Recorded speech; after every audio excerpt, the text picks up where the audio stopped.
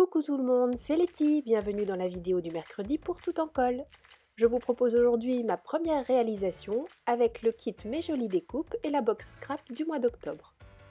Je vais réaliser un mini en utilisant cette couverture bois qui est dans le kit Mes Jolies Découpes.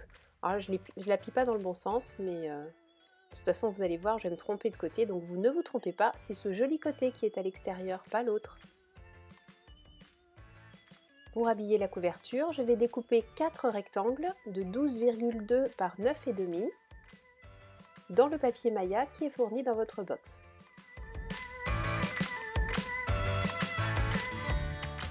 Pour que mes rectangles répondent parfaitement à la couverture en bois, je prends ma crocodile et j'arrondis les angles extérieurs.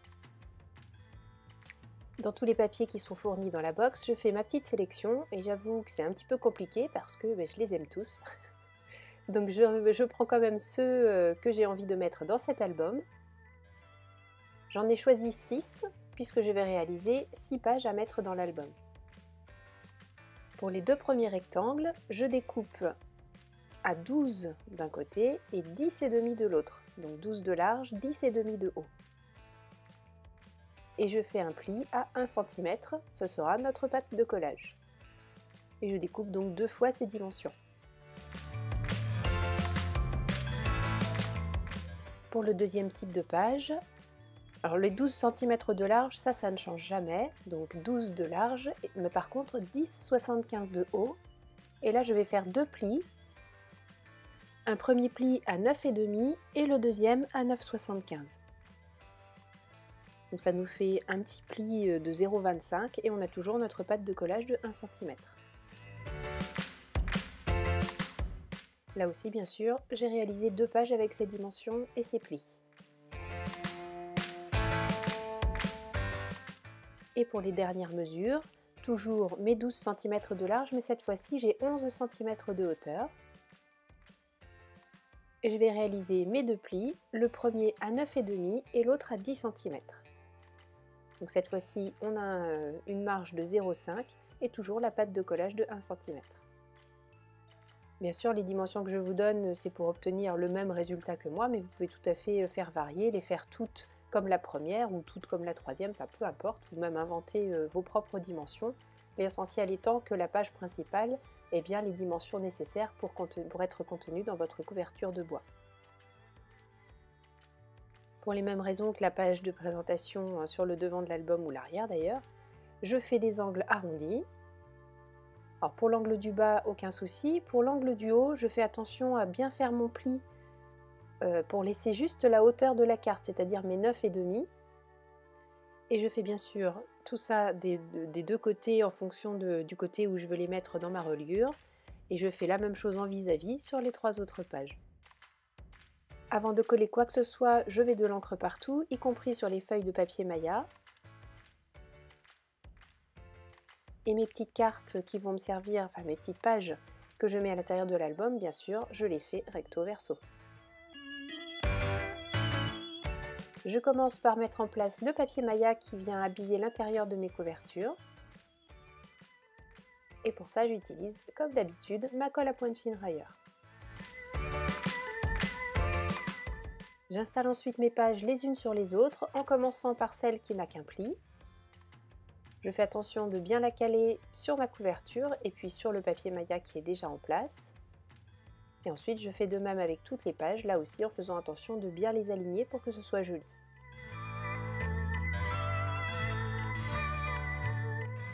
Donc là, je vais manipuler un petit peu l'album pour vous montrer, mais l'idéal est de laisser quand même quelques secondes pour que la colle ait bien le temps de prendre.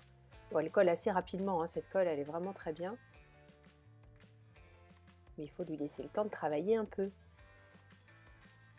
Et je fais la même chose sur l'autre couverture.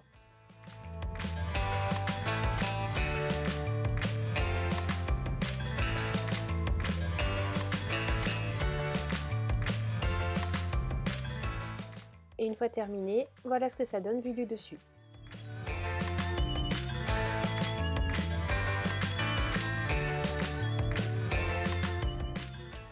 Pour réaliser la fermeture de l'album, j'ai choisi un des papiers, une chute de papier que j'ai utilisée, une des plus petites.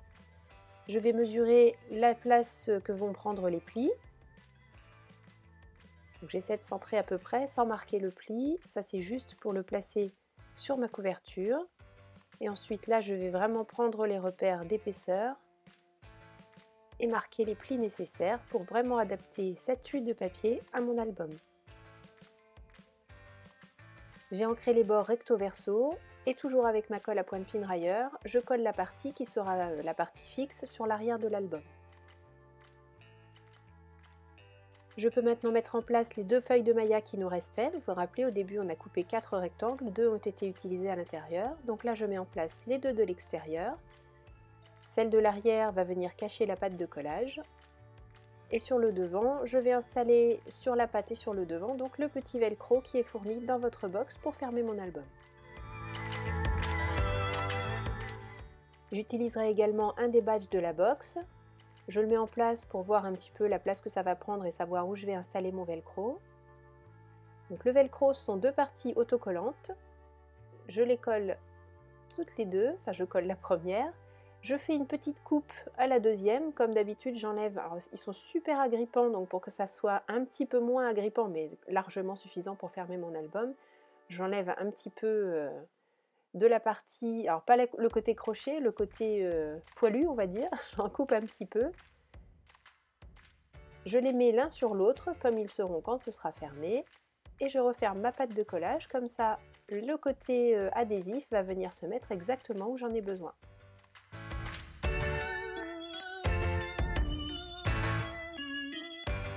Pour que ce soit un petit peu plus doux, là aussi je prends mon corner chamfer pour arrondir les angles. Et bien sûr, je remets de l'encre là où elle manque. Je mets en place le badge et pour ça, j'utilise des points de colle. J'en ai mis 3 pour que le badge tienne bien en place, même si effectivement, il n'y aura pas vraiment de force appliquée dessus, mais bon, je préfère que ça tienne bien.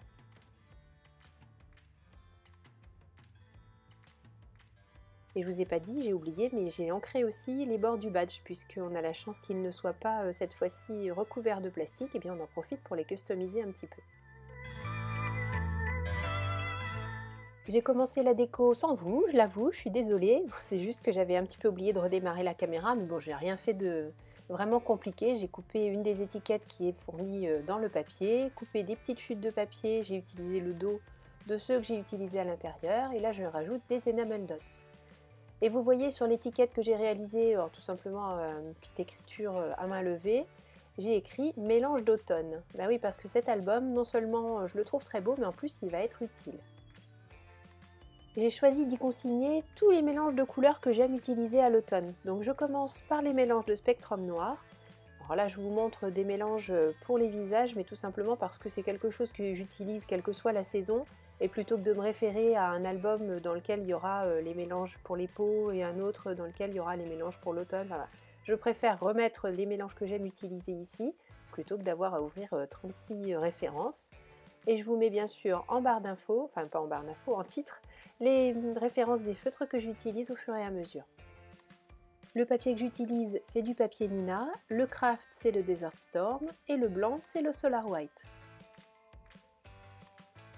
À chaque fois, je me fais une petite étiquette rappel sur laquelle je griffonne à nouveau les feutres que j'ai utilisés, et par-dessus, je viens écrire la référence du feutre en question. Je partage avec vous ici mes combos préférés, en tout cas pour le moment, j'espère en découvrir d'autres. Je fais des essais, et notamment celui-ci, j'ai découvert en regardant des vidéos à droite à gauche, que d'utiliser du violet pour faire la partie la plus foncée, l'ombre la plus foncée sur le personnage, ça peut être très intéressant. Donc comme d'habitude, enfin comme souvent, je commence par la couleur la plus claire, ensuite la moyenne et enfin la plus foncée, et je reviens sur ce dégradé pour fondre dans les couleurs dans l'autre sens. Alors, tous les mélanges qui fonctionnent sur le blanc ne fonctionnent pas forcément sur le craft et inversement. Celui-ci, il fonctionne très bien sur les deux, même si là vous n'allez le voir que sur le craft. Je commence par le coloris le plus foncé, à savoir pour moi ici le HB1, enfin en tout cas celui qui vient marquer l'ombre. Ensuite, je viens avec mon coloris moyen, à savoir le TN4. Et enfin, avec le TN3, je finis par fondre tout ça ensemble. Je vais vous donner aussi quelques combos que j'aime utiliser pour les cheveux. Pour les cheveux bruns, j'aime bien mettre des reflets bleutés. J'utilise donc le TB4. et je le mélange avec le BGR3 et le True Black. Alors, les cheveux frisés, ce ne sont pas forcément les plus faciles à entretenir. Moi personnellement j'ai des baguettes de tambour, donc pas de problème de frisure, mais ce ne sont pas non plus les plus faciles à mettre en couleur. Donc je donne des petits mouvements incurvés avec la pointe de mon crayon pour essayer de faire quelque chose qui ressemble à de la frisure. Pour une jeune fille qui serait plutôt blond foncé ou châtain clair, j'utilise les 3 feutres que vous voyez en référence ici, et de la même manière que tout à l'heure, des petits coups de stylo en arrondi, des petits coups de feutre en arrondi.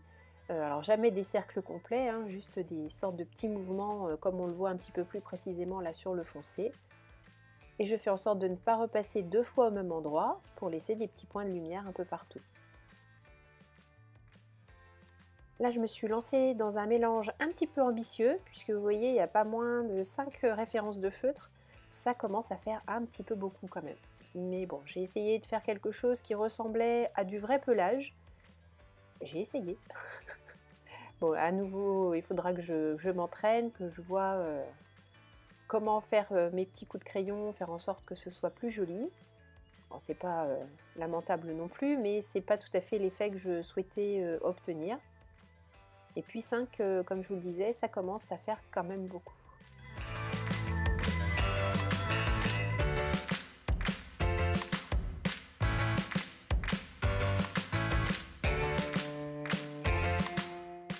Pour son jumeau sur Craft, j'utilise le même combo mais bien réduit, puisque je ne prends que 3 références.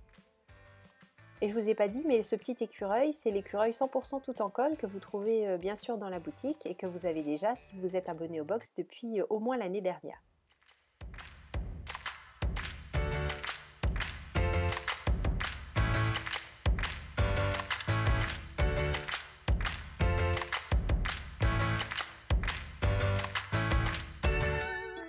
Un autre mélange qu'on aime bien utiliser à l'automne, c'est un mélange un peu plus orangé.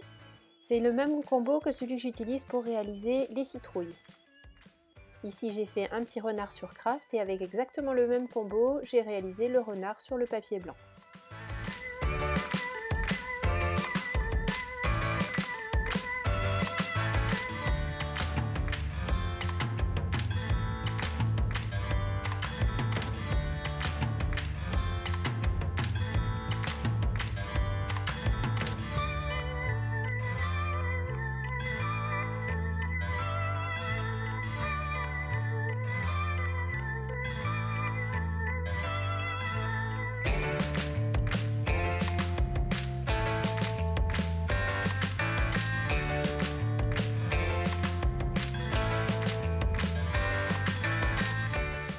Encore un mélange que j'aime beaucoup utiliser dans des tons jaune doré et orangé.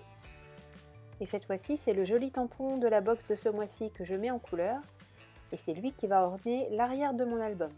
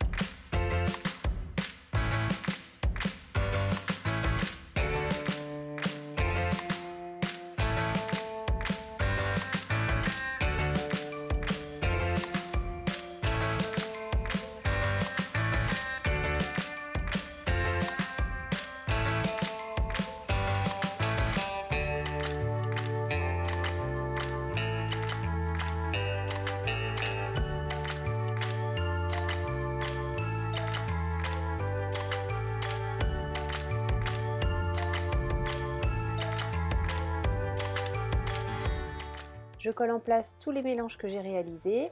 Alors bien sûr, moi j'ai choisi d'y mettre ces mélanges, mais rien ne nous empêche de mettre des photos, de mettre absolument tout ce qu'on veut. C'est un album, tout ce qu'il y a de plus classique. Mais j'avoue que j'avais envie de partager avec vous ces petits mélanges d'automne que j'aime bien. Et puis je me suis dit que du coup, de me faire un album par saison comme ça pouvait être très sympa. Et ça me permet en plus de bien profiter des beaux papiers de cette box. Et on peut bien sûr rajouter au fur et à mesure des découvertes que l'on aura faites, comme celle que je vous ai montrée tout à l'heure en utilisant le violet pour réaliser des couleurs de peau. Donc n'hésitez pas, si vous avez des combos que vous aimez bien, à les partager avec nous. On aime bien avec Noël découvrir de nouvelles utilisations de nos jolies couleurs.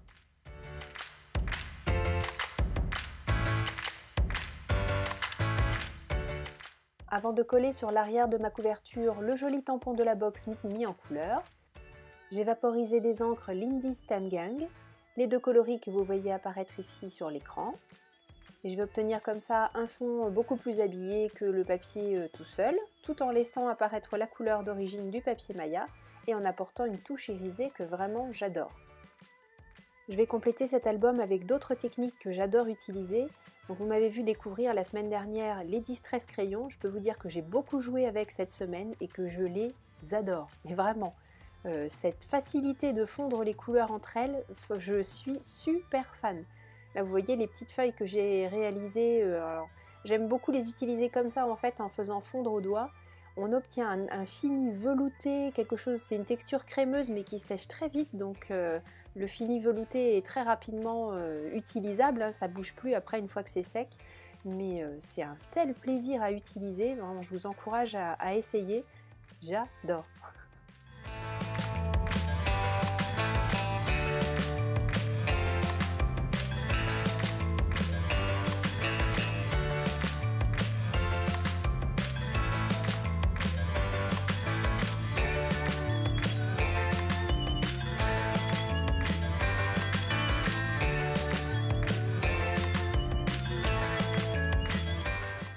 J'ai rajouté aussi un combo de Distress Oxide que j'aime beaucoup à cette saison. Je vous laisse compléter bien sûr cet album avec vos propres mélanges, faites vos recherches et puis ceux que vous préférez, eh bien gardez-les précieusement dans un petit album comme celui-là, c'est très pratique de s'y référer régulièrement. Ça fait gagner beaucoup de temps quand on sait que déjà un tel et tel feutre fonctionnent bien ensemble par exemple. Et j'espère que cet album vous a plu, que son idée d'utilisation aussi, mais surtout le petit album, parce qu'on peut bien sûr le décliner pour n'importe quelle utilisation. Et puis tous ces papiers sont tellement mignons et il me reste tellement de choses à utiliser dans ma box que bien sûr, je vous donne rendez-vous la semaine prochaine pour une deuxième réalisation avec le kit Mes Jolies Découpes et la box scrap du mois d'octobre. D'ici là, prenez bien soin de vous, gros bisous, bye bye.